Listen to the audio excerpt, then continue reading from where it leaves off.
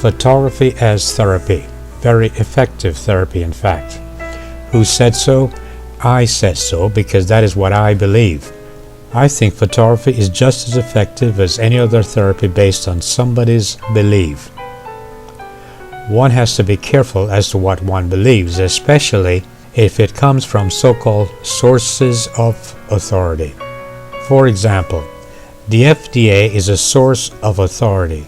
You trust them. You believe in them. You then eat something that is artificial, made from chemicals alien to the body's ability to process effectively, made from questionable sources. Why not? When no less an authority than the FDA tells you that it is safe and good for you. Then, one day, on a whim, you decide to read the labels for yourself.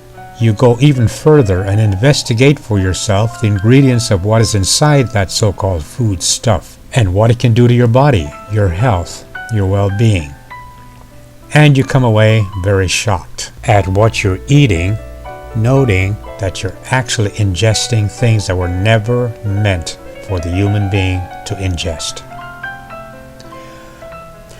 Once upon a time, the scholars of the day taught and believed absolutely that the earth was flat. To not believe that meant one of two things. One, you were stupid and uneducated, or you were a heretic to be executed. Very strong words, but in fact that's exactly what they did.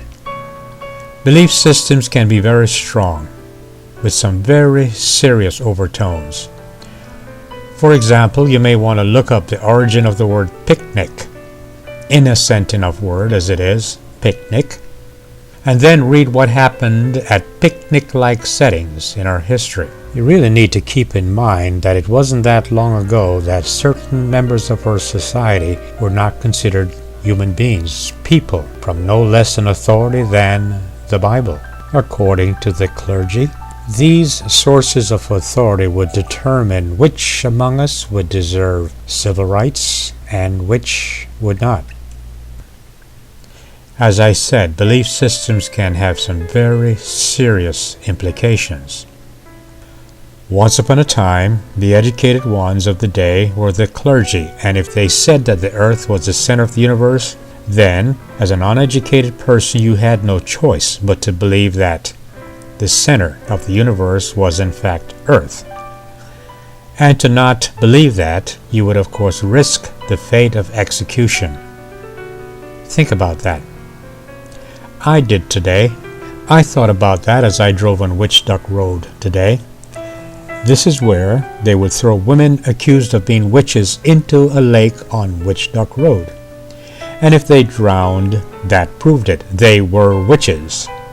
Free-thinking women were simply not allowed. Develop free thoughts and you run the risk of execution by drowning. I have no idea how many women were murdered that way.